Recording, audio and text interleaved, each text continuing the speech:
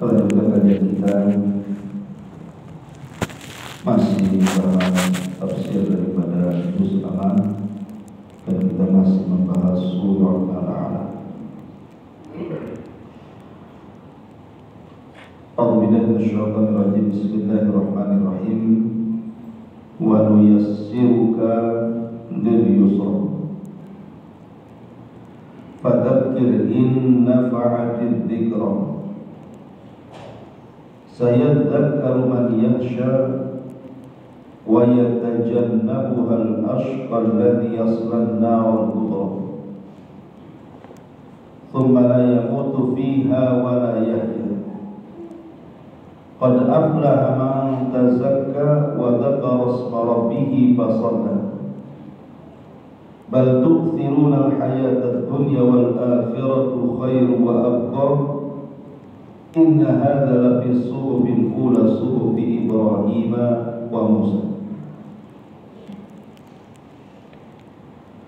Allah Subhanahu wa taala berfirman, wa nuyassiruka lil yusra, dan kami akan memberikan kemudahan kepadamu ya Muhammad lil yusra, ke jalan yang lebih mudah.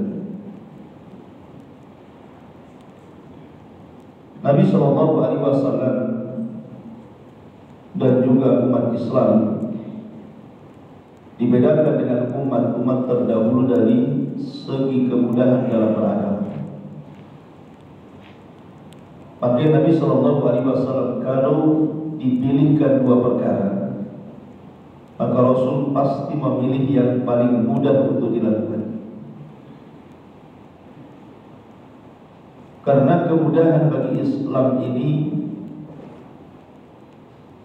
diberikan oleh Allah Azza wa Jalla dan dicontohkan Nabi SAW. Nabi Musa SAW saja kesulitan ketika menghadapi Firaun, sehingga dia minta dimudahkan oleh Allah Azza wa Jalla. Rabbi israh li sadri wa yassir li amri. Kalimat wa yassir li amri artinya mudahkanlah urusan. Karena Musa tidak diberikan kemudahan oleh Allah Azza wa Jalla, makanya dia berdoa kepada Allah untuk dimudahkan urusan dakwah. Tapi Nabi SAW dari awal saja sudah diberikan kemudahan, sehingga tidak perlu lagi mengucapkan wa yassir li amri. Dan kita bisa melihat dalam syariat Islam dibandingkan syariat-syariat terdahulu, seperti umpamanya dalam hal peperangan. Syariat dulu ghanimah itu tidak halal dimakan. Harta-harta rampasan perang itu tidak boleh dimanfaatkan, sehingga walaupun mereka menang perang, tapi mereka tidak mendapatkan apapun dari harta rampasan perang.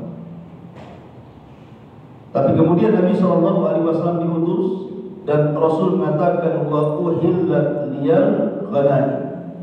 Tetapi bagi kita, kata Rasul, harta rampasan perang itu dihalalkan untuk dimanfaatkan. Allah mudahkan.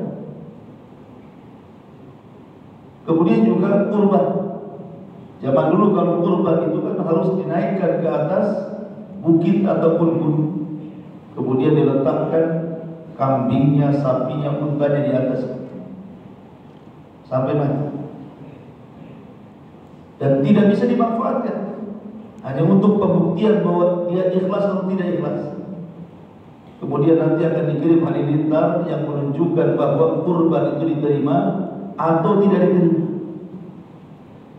Tapi datang syariat Islam, maka korban itu di mana saja bisa, dan tidak harus ditampakkan mana ikhlas mana tidak ikhlas. Yang jelas orang datang berdaha, beli kambing, beli sapi, beli unta, sebeli. Nanti Allah Subhanahu wa taala akan menilainya. Dan ini kemudahan dalam Islam. Wanita-wanita haid di zaman dulu, agama-agama selain daripada Islam, dianggap najis. Tidak boleh dekat, tidak boleh satu kamar, tidak boleh satu meja. Tapi dengan datangnya Islam, wanita haid tidak najis. Yang najisnya haidnya saja, darahnya saja, fisiknya tidak najis. Atau zaman dulu kalau seandainya pakaian terkena najis, seorang kencing kemudian tidak bersih sehingga najisnya menempel di celananya, maka tidak bisa lagi digunakan untuk ibadah. Tapi datang Islam diberikan kemudahan, cukup dicuci 3 kali, itu sudah tanda bersihnya najis.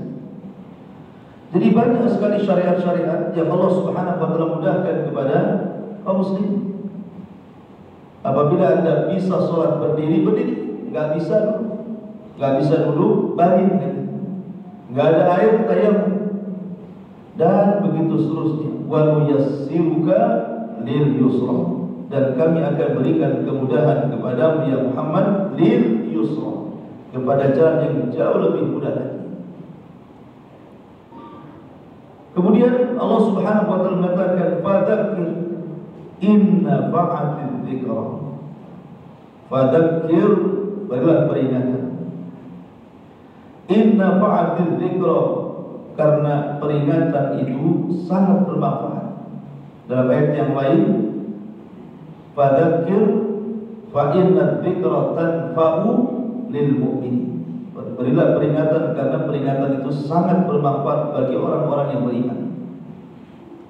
Mafhumnya bahwa orang munafik dan orang kafir tidak bisa mengambil peringatan.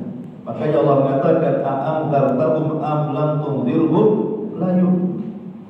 Ada orang itu kok beri peringatan ataupun tidak, tetap saja tidak beriman karena hatinya keras. Tapi peringatan itu penting bagi kehidupan kita. Ini perlu diperingatkan. Kalau tidak diperingatkan, kita tidak akan sadar. Dan di sini Allah mengatakan berilah peringatan. Berilah peringatan kepada manusia wahai Muhammad, karena peringatan itu sangat bermanfaat, mempengaruhi kehidupan kita di dunia kita dan akhirat kita. Lalu tentang apa? Kita ini diberikan peringatan supaya senantiasa ingat dengan Allah Subhanahu wa taala. Pertama, bi ala'illahi azza wa jalla. Diingatkan dengan makhluk-makhluk dan kekuasaan-kekuasaan Allah azza wa jalla. Seperti adanya langit, adanya bumi, adanya lautan, adanya gunung, adanya pohon dan yang semacamnya. Maka itu tanda-tanda adanya penguasa alam semesta. Karena tidak mungkin langit bisa kokoh tanpa tiang kalau bukan ada yang menjaga langit. Jadi alam semesta itu sebenarnya, kalau seseorang mau memandang, maka akan berpengaruh kepada kehidupannya bahwa di sana ada sang pencipta yang luar biasa, Allah Subhanahu wa taala. Ini yang pertama. Yang kedua, diingatkan dengan na'mah. Na'mah itu artinya nikmat yang Allah Azza wa Jalla anugerahkan kepada kita. Jadi ketika kita ngaca di cermin, alhamdulillah mata kita masih bisa melihat, telinga kita bisa mendengar, kaki kita bisa berjalan, tangan kita masih bisa bergerak. Kita diingatkan dengan nikmat supaya kita sadar dan tidak bermaksiat dan bersyukur kepada Allah Azza wa Jalla. Kemudian yang ketiga, sarrah. Sarrah itu artinya dawamun ni'mah. Jadi nikmat ini seperti mata bisa memandang, itu disebut na'mah. Tetapi ketika kita melihat ada orang buta dan katakan alhamdulillah, dia buta tapi saya tetap memandang, dia tuli saya tetap mendengar, dia pincang saya bisa berjalan. Nah, itu namanya sarrah. Kita bersyukur kepada Allah akan nikmat yang masih ada dan bisa dipakai. Karena ada orang bisa melihat tetapi mungkin ragu gitu. Ada orang bisa melangkah tetapi sudah pincang, susah. Tapi kalau Allah Subhanahu wa taala berikan nikmat itu istimrar, terus menerus, pandangannya masih baik, telinganya masih mendengar dengan baik, kakinya bisa melangkah dengan baik, maka itu disebut sarrah. Nah, itu disebut diingatkan tentang perkara sarrah. Kemudian yang keempat, dharra. Dharra ini kesulitan-kesulitan dalam hidup. Pemain seseorang sulit hidupnya tetapi masih bisa makan. Yang lain mungkin makannya agak jarang-jarang. Ataupun penyakit, dia memang bisa penyakit mungkin berbaring tetapi masih bisa makan. Yang lain mungkin sudah diopnam dan begitu seterusnya. Maka itu perlu diingatkan perkara-perkara yang sifatnya dharar. Ataupun yang terakhir disebut bala. Bala itu terkait dengan musibah. Alhamdulillah di Jakarta banjir, di Batam tidak. Di Lombok gempa, di sini tidak. Di sana perang, di sini aman. Nah, itu maksudnya bala. Nah, itu harus diingatkan perkara-perkara seperti itu supaya kita makin bersyukur gitu. Karena dengan ingatan-ingatan kepada 5 perkara tadi itu sangat bermanfaat bagi kehidupan kita sehari-hari. Karena kita makin tambah bersyukur akhirnya.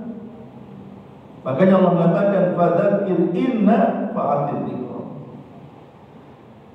Dan fadzakir ini seruan dakwah. Bukan hanya diserukan kepada Rasulullah SAW saja, tetapi juga dakwah ini juga dipikulkan kepada kita. Karena Nabi SAW memberikan contoh dakwah itu untuk diikuti oleh umatnya, minimalnya walaupun tidak seperti saya atau yang lainnya yang mungkin berbicara berceramah di hadapan orang, tetapi minimalnya untuk keluarganya. Ku anfusakum wa ahlikum nar. Fadzakir inna fa'atil dzikra. Ketika kita membahas tentang orang yang memberikan peringatan dan membahas tentang manfaatnya, maka manusia terbagi menjadi 4. Manusia terbagi menjadi 4. Pertama, terkadang peringatan itu bermanfaat bagi yang memperingatkan dan bagi yang diperingatkan. Jadi orang yang memperingatkan dapat manfaat dan orang yang diperingatkan pun dapat manfaat. Ini kelompok yang pertama. Kelompok yang kedua tidak membawa manfaat baik bagi yang memperingatkan ataupun yang diperingatkan. Nggak ada hasil. Kemudian yang ketiga bermanfaat bagi yang memperingatkan, tapi yang diperingatkan tidak ada manfaatnya, mungkin menolak. Ataupun yang terakhir bagi yang memperingatkan tidak ada manfaatnya, rupanya yang diperingatkan dapat manfaat.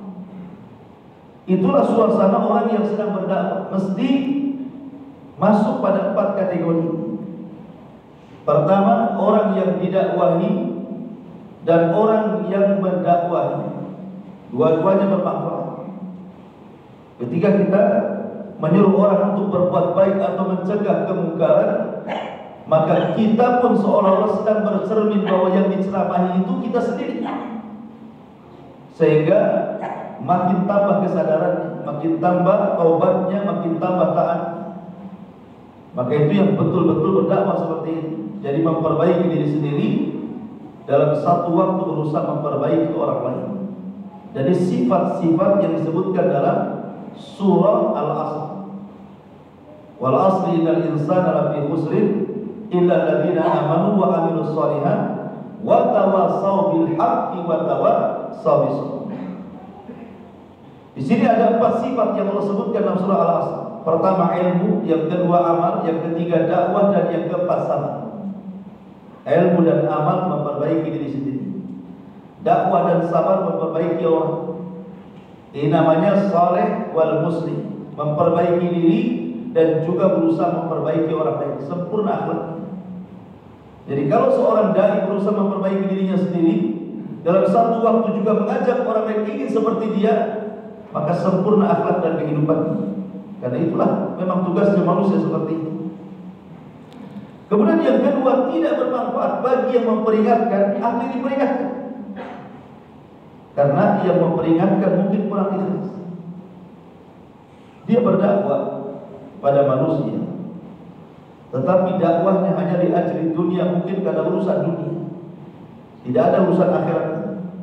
Hanya murni urusan dunia saja, sehingga tidak manfaat bagi yang didakwai atau yang mendakwai. Maka ini dakwah yang paling celaka. Kenapa? Karena tidak menyadarkan orang yang berdakwah, tidak juga menyadarkan orang yang didakwai. Kemudian yang ketiga, bermanfaat bagi si dai dan tidak bermanfaat bagi orang yang dakwah. Karena banyak seorang dai itu berceramah. Orang yang diceramahi itu diberikan peringatan tidak mendengar. Seperti kisah Nabi Nuh alaihi salatu wasallam, bertahun-tahun berdakwah ditolak kaumnya. Tapi bagi Nuh sangat bermanfaat. Kenapa? Karena nanti pada hari kiamat setiap umat itu akan datangkan saksi. Dan masing-masing umat itu Rasul adalah saksi kuncinya. Jadi kalau pada hari kiamat itu Nuh akan dipanggil di hadapan Allah dan di hadapan kaumnya. Kemudian Allah akan mengatakan, "Ya Nuh, sudahkah kau sampaikan risalah kepada umat?" Maka Nuh mengatakan, "Sudah ya Allah." Maka Allah Subhanahu wa taala akan memanggil umatnya, "Wahai umat Nuh, betulkah Nuh menyampaikan risalahku kepada kalian?" Maka umatnya Nuh mengatakan, "Kadzab ya Allah, dia berdusta wahai Allah, dia tidak pernah menyampaikan itu." Maka Nuh alaihi salatu wassalam dikatakan, "Ya Nuh, lihat umatmu mengatakan kau tidak pernah menyampaikan risalah itu. Adakah saksi untukmu bahwa kau sudah menyampaikan risalah itu?" Maka Nuh alaihi salatu wassalam mengatakan, "Dia, saya punya saksi." Kemudian dipanggillah Nabi kita Muhammad sallallahu alaihi wasallam. Maka Allah Subhanahu wa taala kemudian mengatakan kepada Rasulnya Muhammad, "Kenapa kau mau jadi saksi akan dakwahnya Nuh alaihi salatu wassalam? Apakah kau hidup di zaman itu?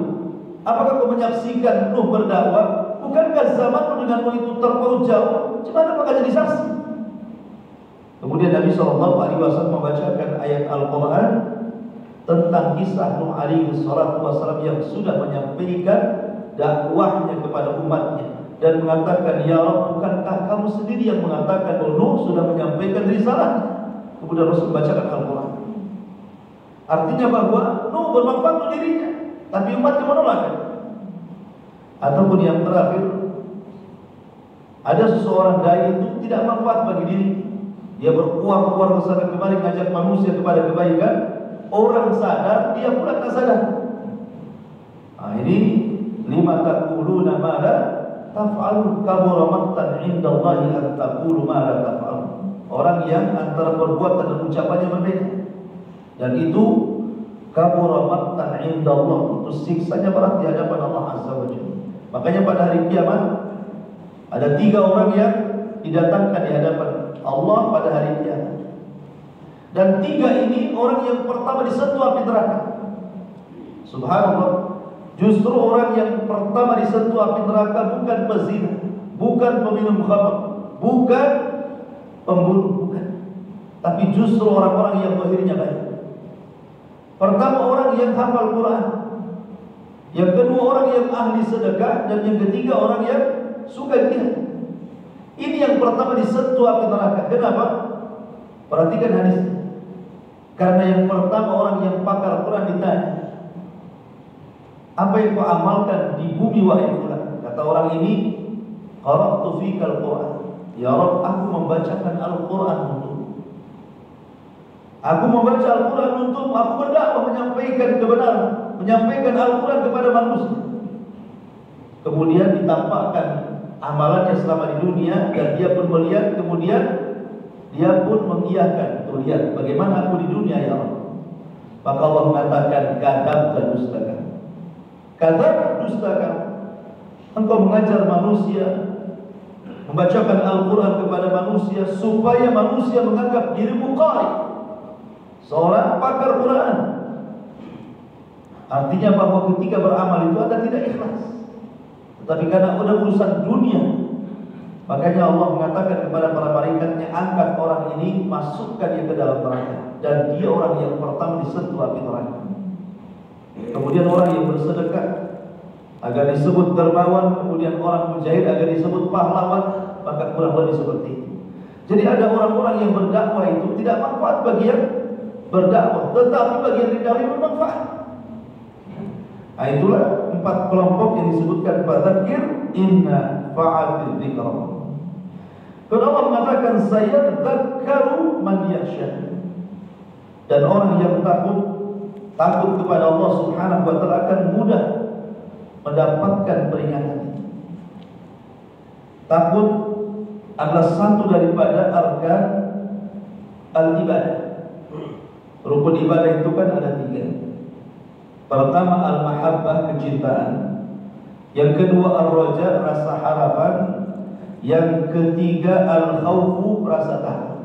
Jadi harap, cinta dan takut itu termasuk arkan al-ibadah, rukun ibadah.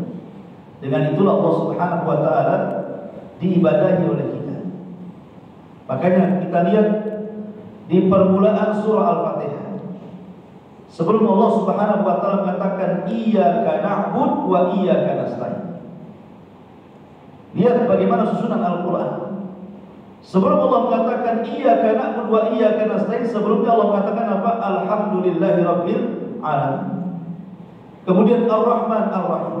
Kemudian Maliki Yaumiddin, baru iyyaka na'budu wa iyyaka nasta'in. Kenapa didahului dengan 3 kalimat ini?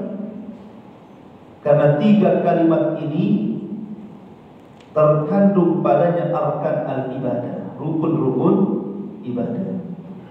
Setelah Anda menguasai 3-tiganya, baru Allah katakan iyyaka na'budu wa iyyaka nasta'in.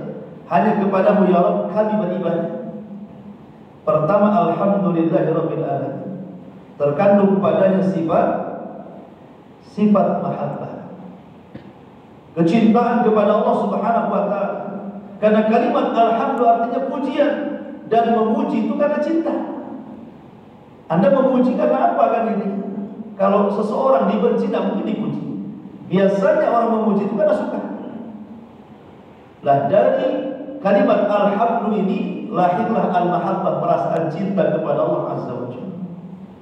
Mungkinkah orang yang mencintai selain Allah dia beribadah kepada Allah Subhanahu wa taala? Mustahil. Tetapi orang yang membulatkan cintanya kepada Allah Subhanahu wa taala, pasti dia akan beribadah hanya kepada Allah Subhanahu wa taala. Kemudian yang kedua Ar-Rahman Ar-Rahim, terlahir padanya sifat harap, harapan yang besar kepada Allah Azza wa Jalla.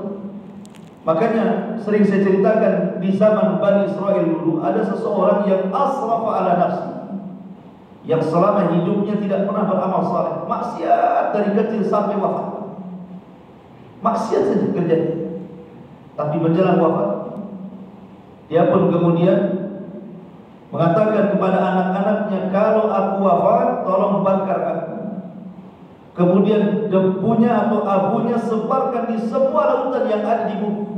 Sebab kalau Allah Subhanahu wa taala sanggup untuk membangkitkan diriku, pasti Allah Subhanahu wa taala akan mengadab diriku dengan adab yang tidak pernah dilakukan kepada siapapun manusia di alam semesta kecuali diriku. Akhirnya betul-betul dilaksanakan tuh wasiatnya. Ketika dia mati dibakar, kemudian abunya disebar di macam-macam lautan. Dia tidak tahu innallaha ala kulli syai'in qadir, Allah itu segala sesuatu mampu. Maka Allah hidupkan kembali. Kemudian ditanya apa yang membawa melakukan seperti itu, maka dia mengatakan karena takutku kepadamu ya Allah. Kemudian Allah mengatakan kalau itu sebuah kebenaran, ghafartu laka, aku ampuni dosa-dosamu. Kemudian Allah katakan kepada para malaikatnya, asyhidu anni qad ghafartu lahu, saksikan aku sudah mengampuni. Artinya bahwa kenapa Allah Subhanahu wa taala mengampuni padahal orang yang tidak pernah beramal saleh? Berarti di sini terlahir adanya harapan, karena Allah itu Rahman, Allah itu Rahim.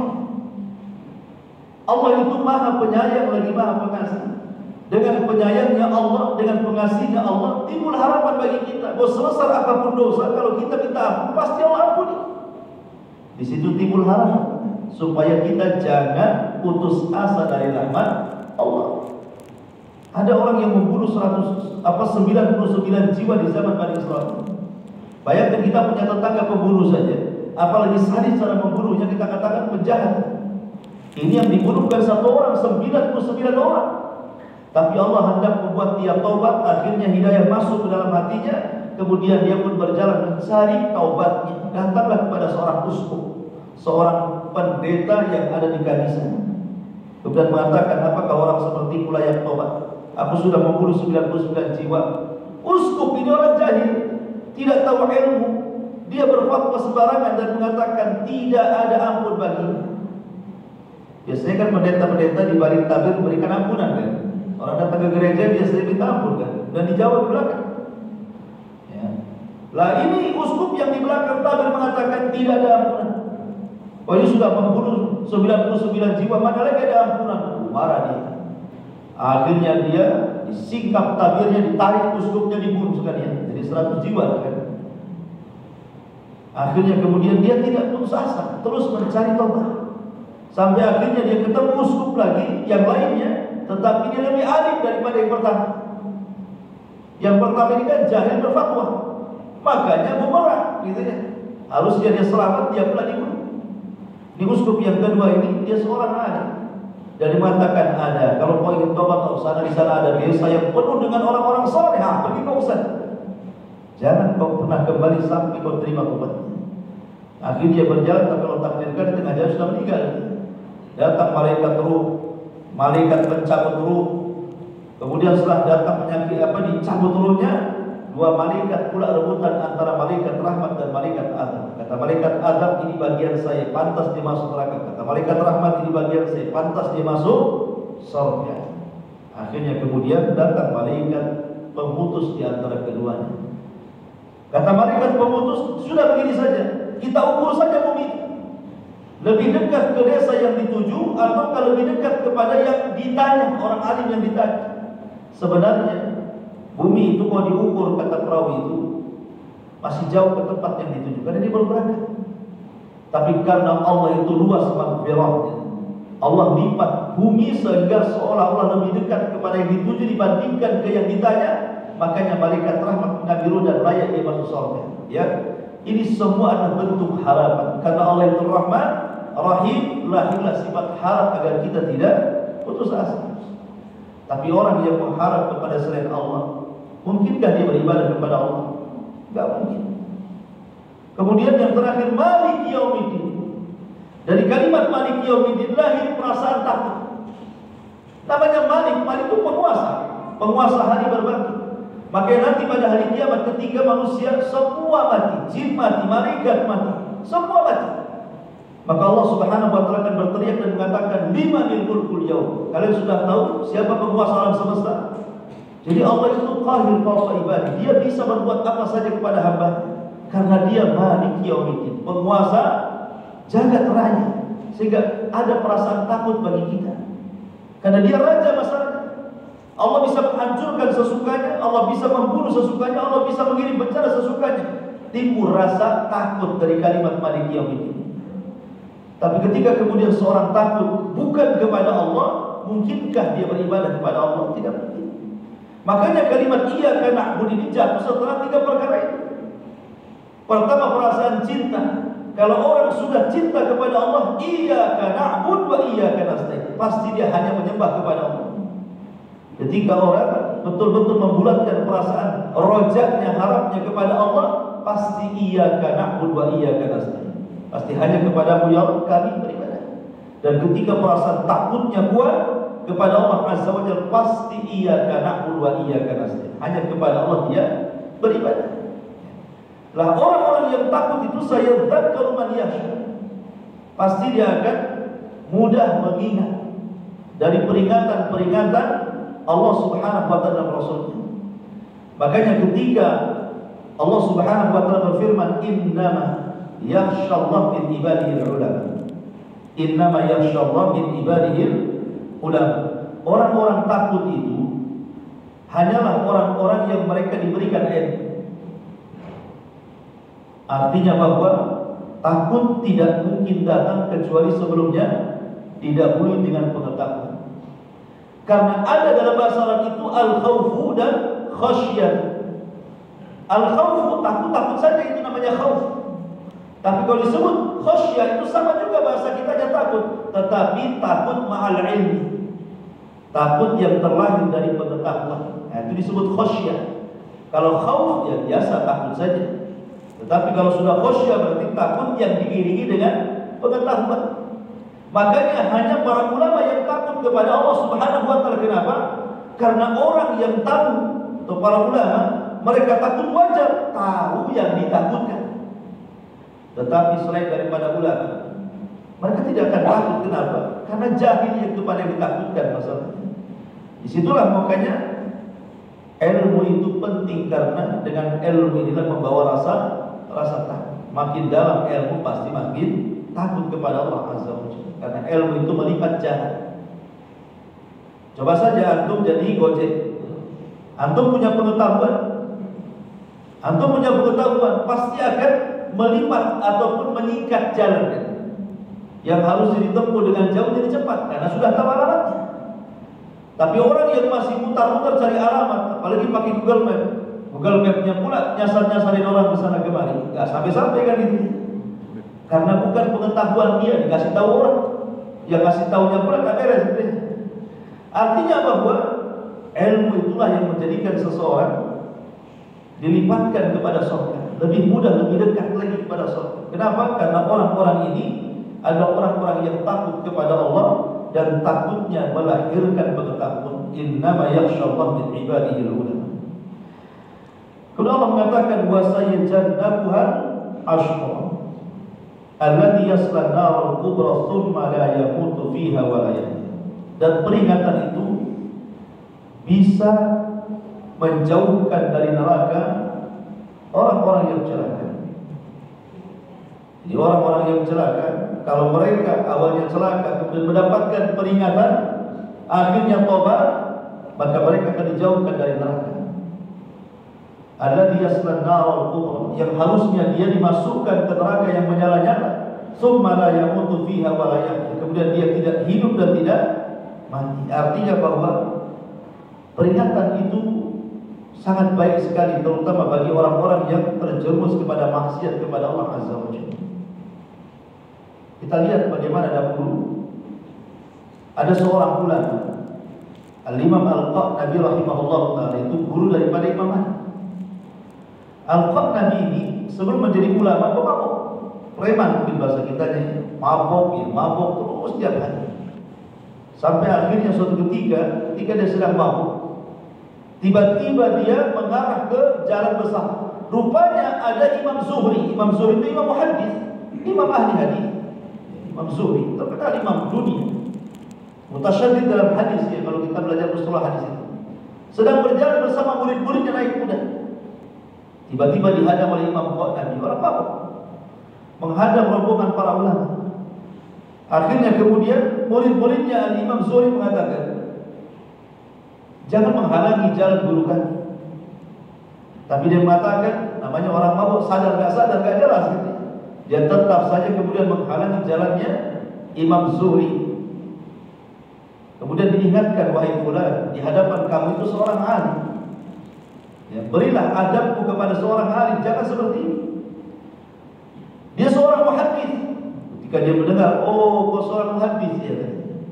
Nah, kalau kau seorang muhaddis, kata Imam Qa'nabi, ceritakan satu hadis Nabi. Orang mabuk dulu masih mau dengar hadis, minta hadis. Orang mabuk sekarang kan tambah lagi betul. Jadi dia mengatakan, oh kalau kau seorang muhaddis, hadisnya hadisan. Kalau begitu coba bacakan satu hadis kepada aku. Lagi dalam kondisi mabuk.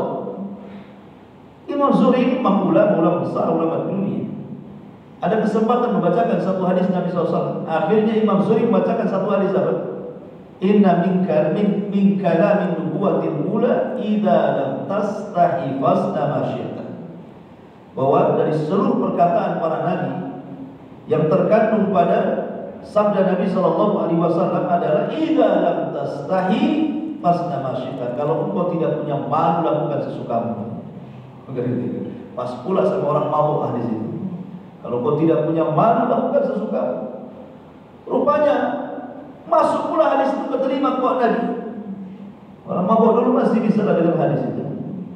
Akhirnya kemudian dia pulang terngiang hadis itu. Apabila kau tidak punya malu, lakukan sesukamu. Apabila kau tidak punya malu, lakukan sesukamu. Akhirnya ketika dia sudah sadar dari mabuknya, dia nyesal. Dari situlah dia belajar dari ulama ke ulama. Akhirnya dia jadi ulama juga. Bahkan salah satu muridnya adalah Imam Malik. Imam Malik ini muridnya Imam Qa'nabi. Dan Qa'nabi ini dulunya seorang preman besar gitu ya. Tapi hanya gara-gara peringatan satu hadis dibacakan Imam Zuhri, berubah kehidupan. Yang tadinya orang celaka jadi orang yang baik dan jadi ulama dunia. Imam Qa'nabi satu guru daripada guru Imam Malik rahimahullah dalam pencetus mazhab Maliki, atau yang lainnya seperti Fudail bin Iyad. Fudail ibn Iyad radhiyallahu rahimahullah taala, seorang pembesar tadi. Kehidupan Fudail bin Iyad ini kurang lebih dengan Imam Qadhan. Dulunya mantan preman, bahkan lebih sadis lagi, karena dia seorang pemimpin dari pemimpin geng terbesar di zaman itu. Jadi siapa yang tidak kenal Fudail bin Iyad? Orang takut semua, karena tidak segan-segan mengambil harta dan membunuh jiwa orang gitu, karena dia seorang perampok masa itu. Tetapi suatu ketika Allah takdirkan dia hendak merampok salah satu rumah wanita saleh. Ada yang mengatakan dia tertarik dengan seorang wanita jariyah yang hafid Quran, kemudian dia ingin mengintip, naik ke atas rumahnya gitu. Dan riwayat dia hendak mencuri. Tiba-tiba ketika di atap rumah, dia mendengar ada suara orang baca Quran. Rupanya sedang sholat malam. Dan wanita itu sedang sholat malam dan sedikit mengeraskan suaranya sehingga terdengar ke atap rumah. Dan Imam Fudail ketika itu berada di atap rumah mendengarkan bacaan itu. Yang terkesan adalah ketika dia membaca alam ya'ni lil ladzina amanu an takhsha'a qulubuhum li dzikrillah. Tidakkah sampai usia yang sudah lanjut itu untuk mengingat Allah Azza wa Jalla. Ayat ini kan sindiran kepada orang-orang yang usianya 40 tahun ke atas. Tidakkah sampai usia 40 tahun untuk menyadarkan kalian? Harusnya sadar. Ya, karena usia 40 tahun kalau ngaca itu sudah berbeda wajahnya kan. Sudah mulai berubah rambutnya. Ya kan? Sudah mulai banyak penyakit badannya.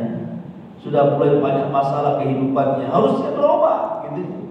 Makanya Allah ingatkan alam ya'ni lil ladzina amanu an takhsha'a qulubuhum bi dzikrillah. Tidakkah sampai usia segitu menyadarkan kalian? Lah ketika Imam Fudail itu mendengar ayat ini dibacakan, hampir dia terjengkang dari atap. Hampir saja. Kemudian dia pun turun pelan-pelan sampai di rumah dia menangis. Dari situ dia bersumpah untuk tidak menjadi perampok lagi. Kemudian dia ingin mendekatkan diri ke Baitullah Al-Haram. Berangkat dia dari Mekah, dia belajar kepada ulama-ulama di Mekah. Akhirnya yang terakhir menjadi orang yang paling zuhud dan sangat disukai para ulama. Bahkan Abdullah ibn Mubarak sangat memuji Fudail ibn Iyad. Dulunya mantan perampok kan. Jadi terkadang peringatan itu bermanfaat bagi kehidupan orang. Maka di sini wa yatajannabu al-ashqa alladhi yasla an-nar al-kubra thumma la yamutu fiha wa la yahya. Jadi gambaran bagaimana neraka digambarkan oleh Allah Subhanahu wa taala, yamutu fiha wa la yahya. Wallahu a'lam bishawab. Kita jawab dulu pertanyaan.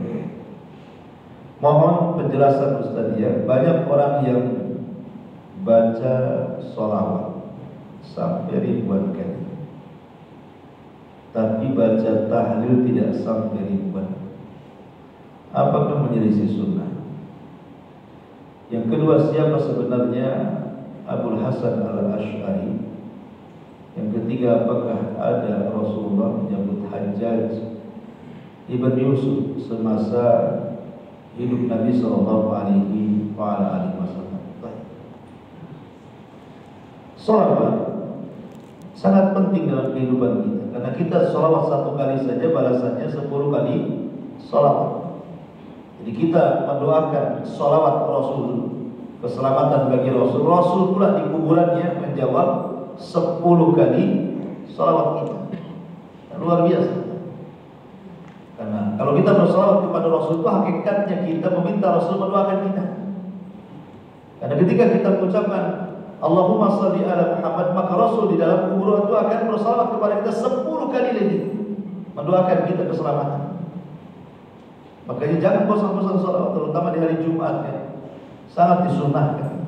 Bahkan Rasul pernah mengatakan orang yang bakhil itu bukan orang yang diminta dan keluar uang. Nah, itu bakhil juga. Tetapi sebakhil-bakhilnya orang bakhil adalah orang yang disebutkan nama Rasul tapi tidak bersolawat.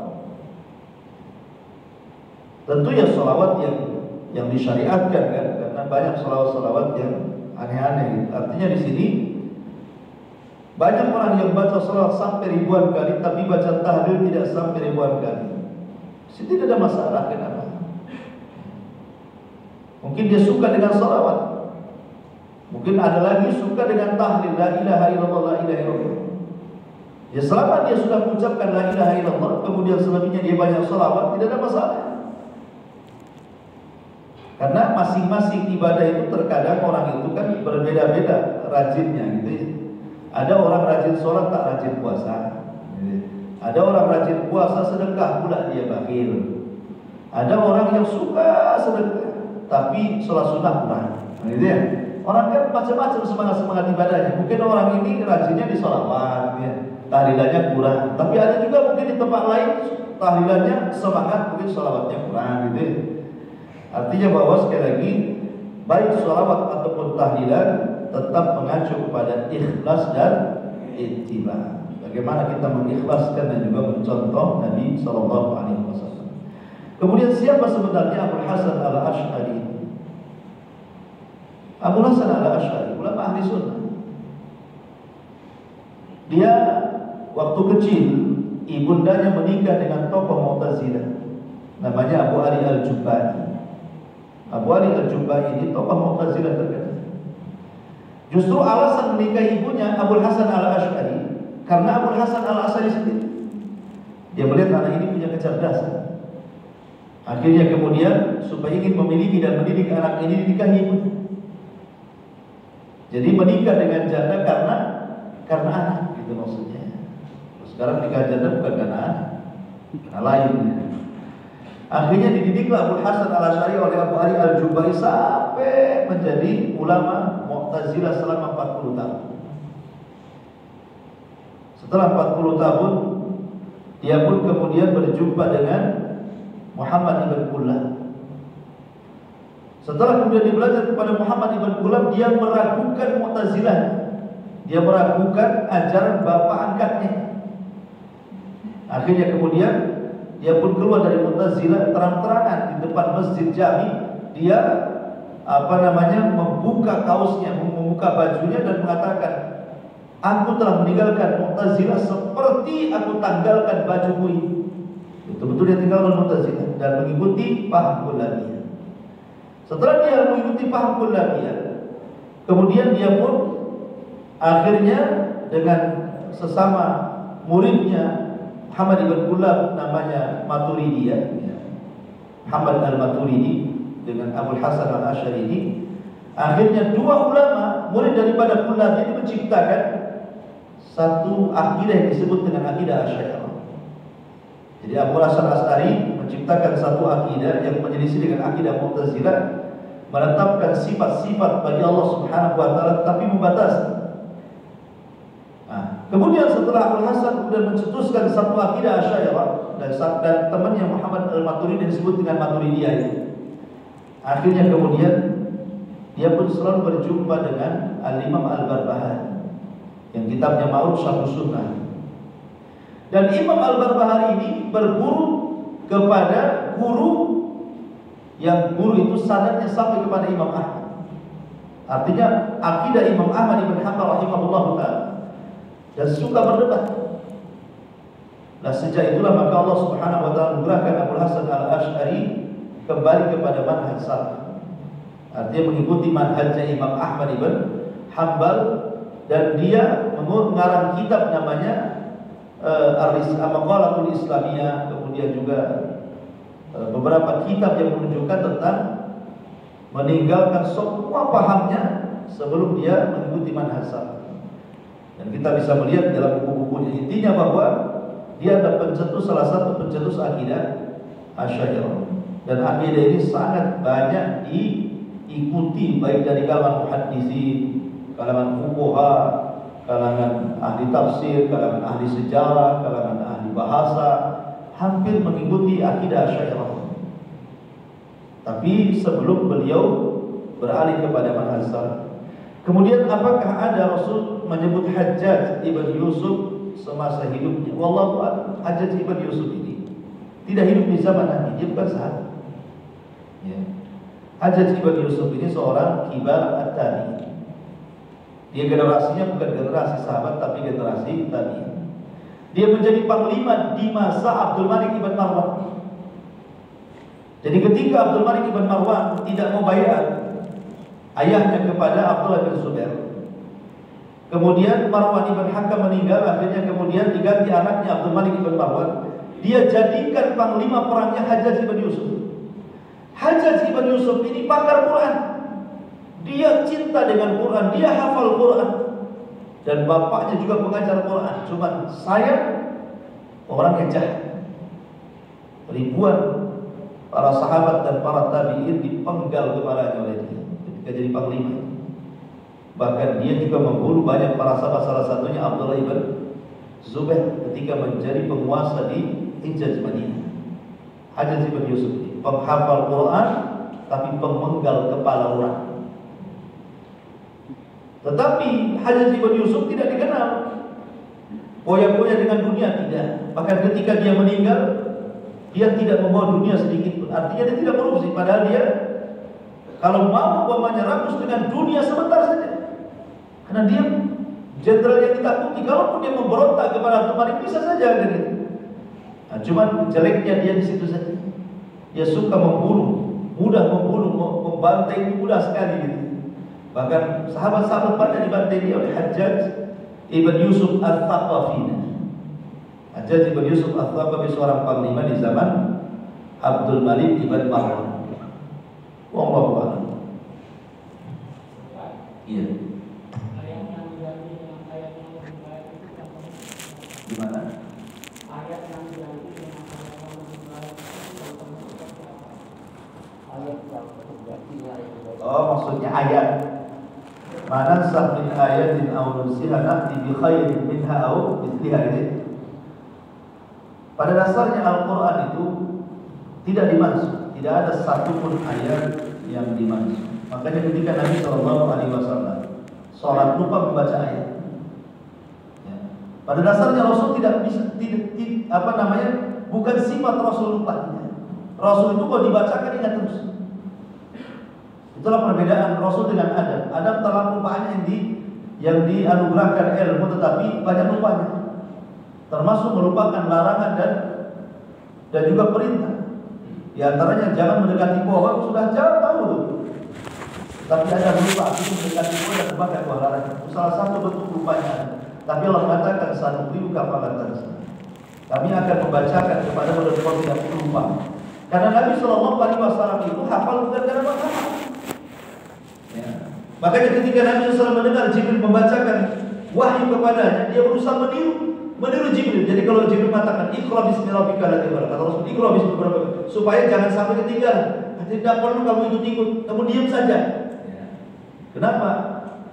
Karena kami akan masukkan Quran ke dada.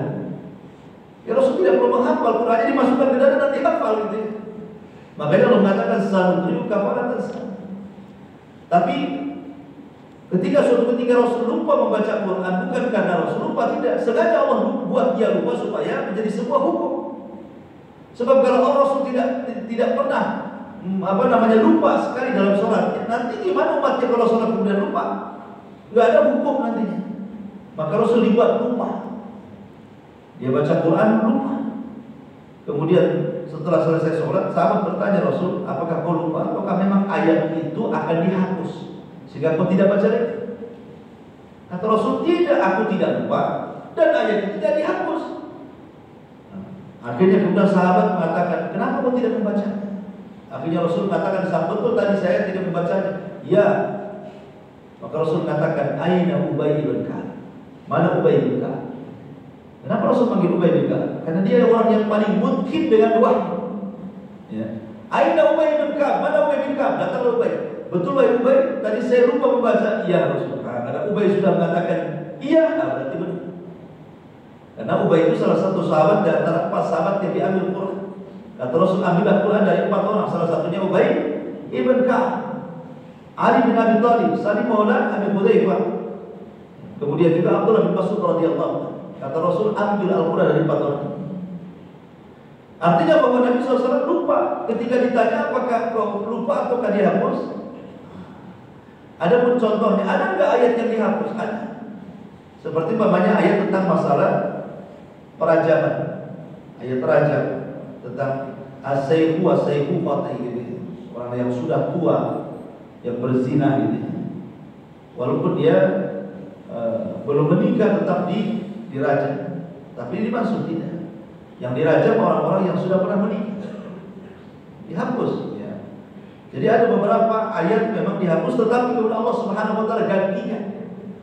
Minimalnya hukum yang semisal atau minimalnya yang jauh lebih baik lagi. Makanya Allah mengatakan manansakh min ayatin au nunsiha na'ti bi khairin minha au mithliha. Kami tidak pernah menghapus satu ayat pun. Kalaupun kami harus menghapus, kami akan datangkan yang semisal atau yang jauh lebih baik dibandingkan yang dihapus. Karena Al-Quran tidak mungkin dihapus. Kalaupun ada, maka seperti itu hukumnya. Wallahu a'lam. Dan itu banyak dalam pembahasan usul fikih dalam bab nasikh wal mansukh. Ya, nasikh wal mansukh dalam usul fikih itu ada bab namanya nasikh wal mansukh. Nasikh yang menghapus, mansukh yang dihapus. Nah, itu di situ disebutkan contoh-contohnya. Wallahu a'lam. Sekira cukup. Subhanallah bihamdika asyhadu an la ilaha illa anta astaghfiruka wa atubu ilaik. Wallahu ta'ala. Assalamualaikum warahmatullahi wabarakatuh.